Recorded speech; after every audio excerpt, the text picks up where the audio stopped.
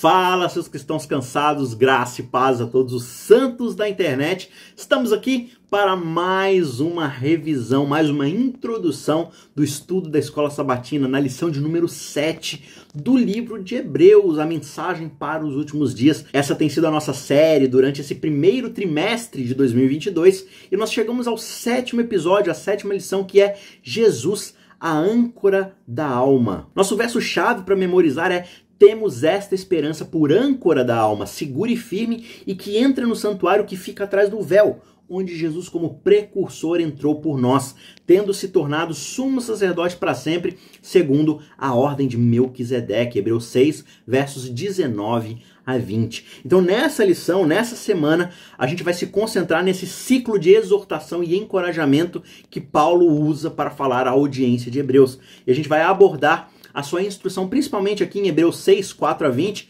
para encontrarmos essas lições oportunas para a nossa própria caminhada de fé. Então, você vai perceber que o tempo todo existem ciclos onde o apóstolo, provavelmente o apóstolo Paulo, né?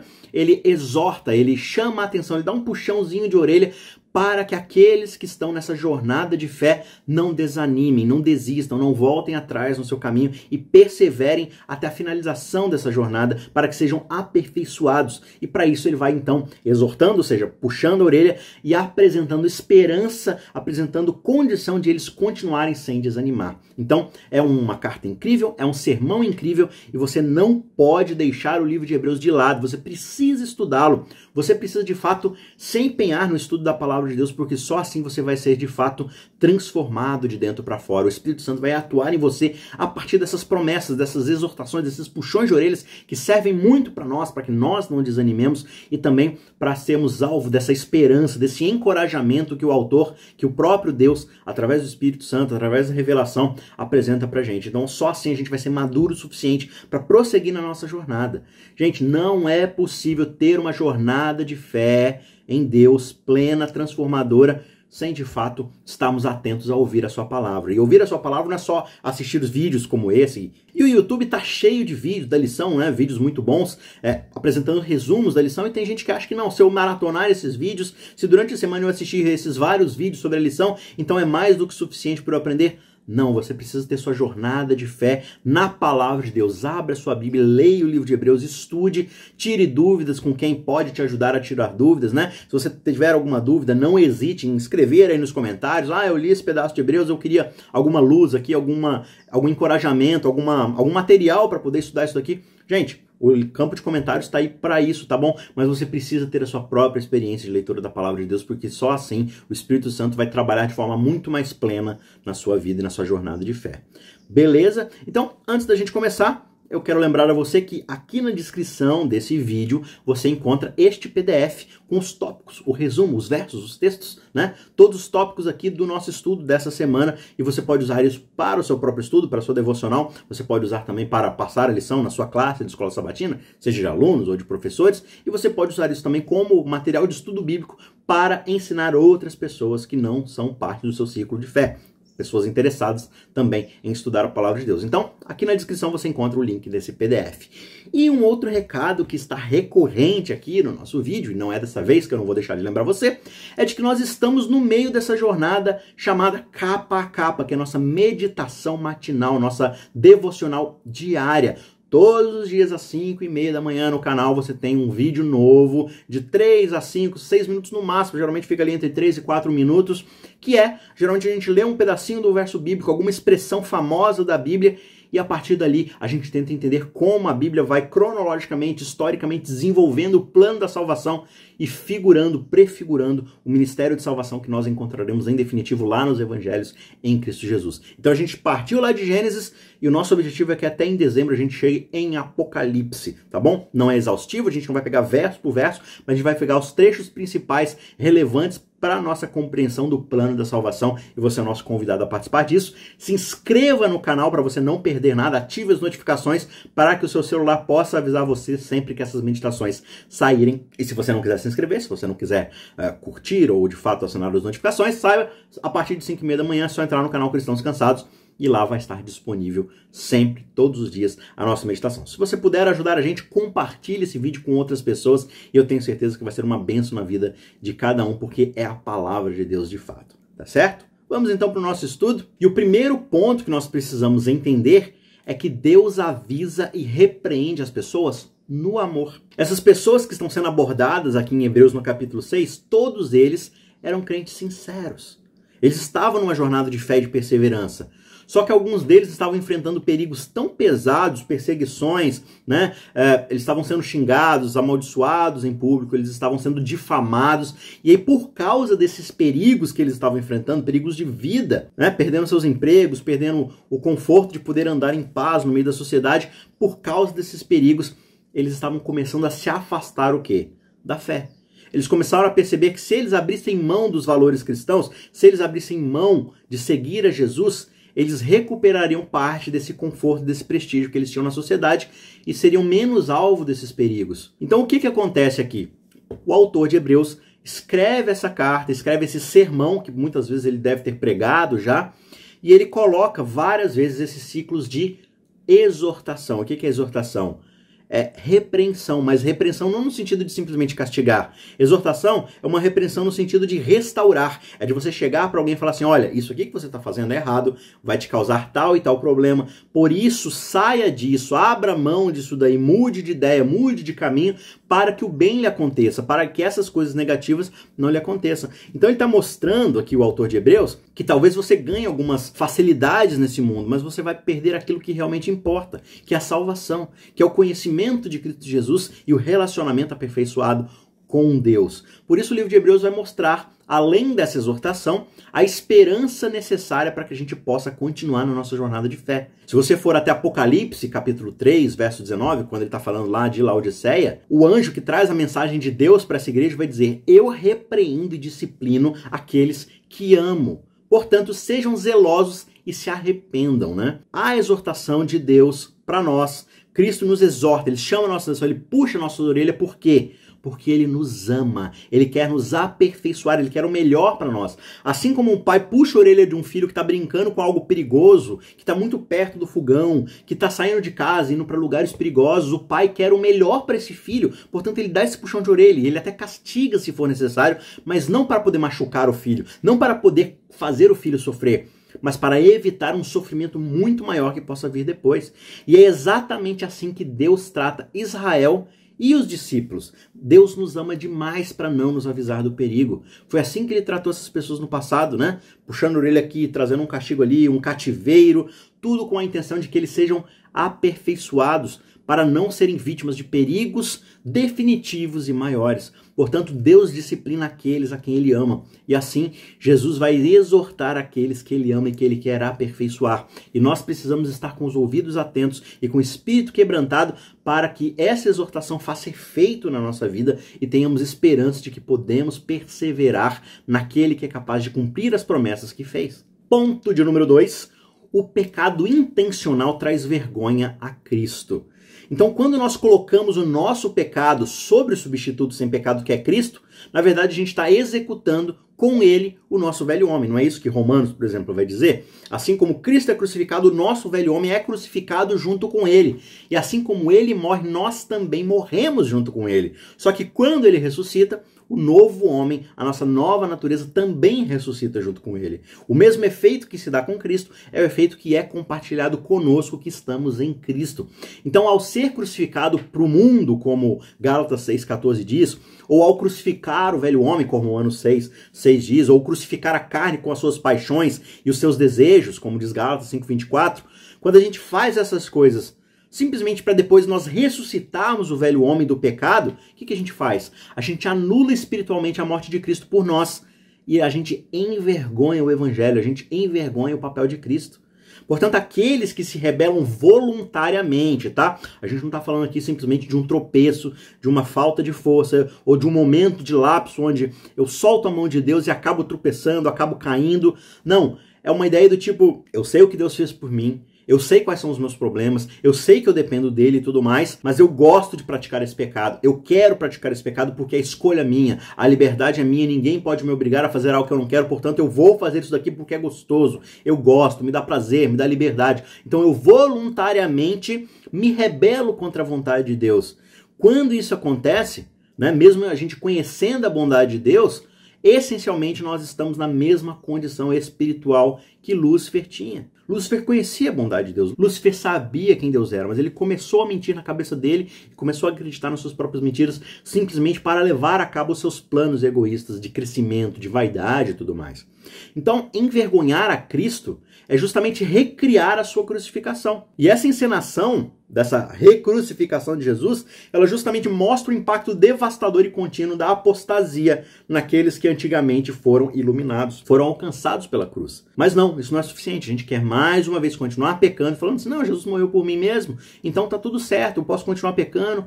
Só que cada vez que a gente faz isso, a gente está obrigando, claro, figurativamente, mas é como se a gente estivesse dizendo, olha, eu não levo a sério o sacrifício de Cristo, eu vou usar aqui como uma desculpa para continuar pecando. Então, de fato, a gente não compreende o peso que foi o sacrifício de Cristo, né? Quando nós nos apostatamos dessa forma, a gente não consegue ser restituído ao arrependimento. Por quê? Porque a gente acha que não é necessário arrependimento. O que é se arrepender? É a gente confessar os nossos pecados e deixá-los. Só que devido a essa atitude atual que a gente fica mantendo, né? A gente fica continuamente colocando Cristo na cruz. E por isso a gente não assume a confiança necessária para sermos transformados em definitivo. Por isso essas nossas ações de rebeldia, elas descrevem justamente a nossa apostasia, a causa da nossa apostasia, e é uma atitude contínua de apostasia, né? Não é o que eu faço e depois me arrependo, é o que eu continuo fazendo, achando que sempre haverá perdão, porque Cristo morreu para eu ter liberdade de fazer o que eu bem entender. E na verdade o que a gente está fazendo é rejeitando Cristo. Por isso nós, quando nos apostatamos, nós abraçamos a impossibilidade do arrependimento. Por quê? Porque nós não queremos nos arrepender. Quando o Espírito Santo vem para nós e conversa ao nosso coração de que nós precisamos nos arrepender, a gente não se convence. E não haverá perdão se não houver arrependimento. E o arrependimento consiste necessariamente em abandonar as nossas práticas pecaminosas. Nós não estamos falando aqui de uma jornada de aperfeiçoamento e santificação, onde eu erro, mas eu tenho a intenção de fazer o que é certo. Eu só não consigo fazer tudo certo por causa da minha inabilidade, por causa que eu ainda não consigo alcançar todas as coisas. Isso é diferente de uma vida de rebeldia, onde eu sei o que é certo, eu sei o que eu preciso fazer, mas eu escolho necessariamente não fazer. Eu falo assim, não, eu gosto disso aqui, eu vou continuar fazendo. Isso não é arrependimento, e sem o arrependimento não há confissão, e sem confissão não há perdão. Portanto, o sacrifício de Cristo na nossa vida acaba sendo infrutífero, acaba sendo por nada, né? O próprio Lúcifer lá no céu, ele pecou diante da luz da glória de Deus. Ele compreendia o caráter de Deus, ele conhecia a sua bondade. Satanás, de fato, escolheu seguir a sua própria vontade egoísta, de forma independente. Essa escolha foi definitiva na vida dele. Não havia mais nada que Deus pudesse fazer para salvá-lo. Por quê? Porque ele já tinha decidido e ele continuaria fazendo aquilo que ele desejava. E essa natureza de rebelião intencional é muito bem descrita aqui com detalhes em Hebreus 10, dos versos 26 a 29. Diz assim, porque se nós continuarmos a pecar de propósito, mesmo depois de termos recebido o conhecimento da verdade, então já não resta sacrifícios pelos nossos pecados. Pelo contrário, resta apenas uma terrível expectativa de juízo e fogo vingador prestes a consumir os adversários.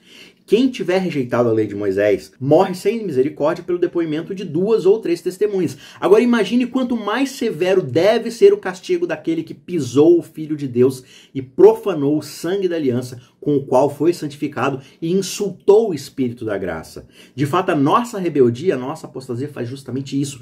Pisa o sangue de Cristo que está escorrendo da cruz. Vira as costas para o sacrifício de Deus. Insulta o Espírito Santo que tenta nos convencer do pecado, da justiça e do juízo. O pecado para o qual não há sacrifício ou expiação é descrito como pisar o Filho de Deus, profanar o sangue da aliança e ultrajar o Espírito Santo. E esse ensinamento ele se harmoniza justamente com aquilo que Cristo diz lá em Mateus 12, versos 31 e 32. Por isso digo a vocês que todo pecado e blasfêmia serão perdoados aos homens, mas a blasfêmia contra o Espírito não será perdoada. Se alguém disser alguma palavra contra o Filho do Homem, isso lhe será perdoado. Mas se alguém falar contra o Espírito Santo, isso não lhe será perdoado nem neste mundo, nem no porvir. Por quê? Porque o apóstata, aquele que se rebela voluntariamente, se coloca numa posição insustentável. Ele rejeita Jesus, rejeita o sacrifício de Jesus e rejeita o Espírito Santo que tenta falar no seu coração para convencê-lo a se arrepender e aceitar o sacrifício de Jesus. Portanto, como pode haver perdão para alguém que não deseja o perdão? Perdão consiste em saber que eu fiz coisas que eram reprováveis, mas eu não quero mais fazer. Portanto, eu recebo perdão para viver uma nova vida, uma vida diferente. Agora, se eu não acho que eu estava errado e continuo praticando essas coisas, como pode haver perdão?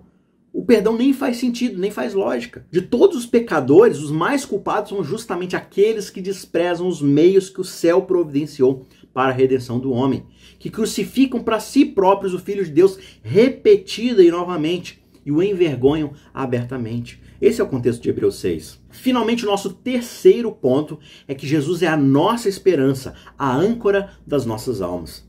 Apesar desse aviso forte, dessa exortação pesada, Paulo expressa a sua confiança no seu e no nosso desejo de não nos desviarmos da fé. Veja o que ele diz aqui em Hebreus 6:9. Quanto a vocês, meus amados, ainda que falemos desta maneira, que maneira? Dessa forma pesada, né? Olha, cuidado, não há perdão para aqueles que de fato zombam de Cristo, do seu sacrifício, que envergonham o sangue de Deus, né? O sangue do Filho de Deus, que são voluntariamente aversos ao chamado de arrependimento, né? Exortando eles a não desistirem.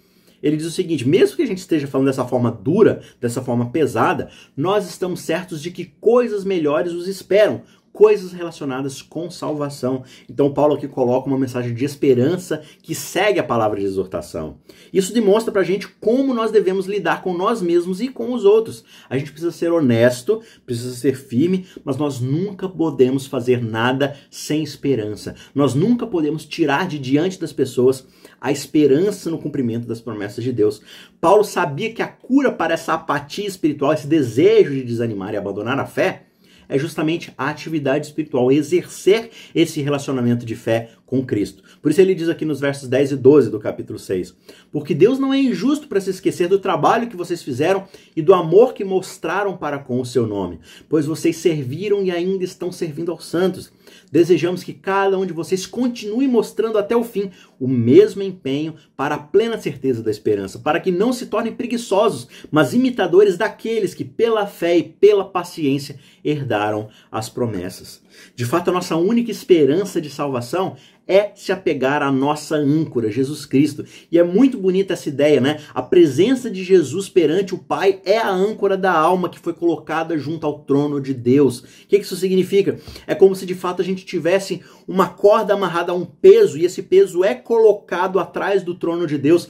E agora sempre que a gente desejar se achegar a Deus, não existe mais um caminho impossível de chegar. Basta a gente segurar nessa corda e ir puxando, porque o fim dela é o trono de Deus. Imagina essa imagem, né? Uma âncora é aquilo que solidifica um barco, uma navegação, em algum ponto específico do mar.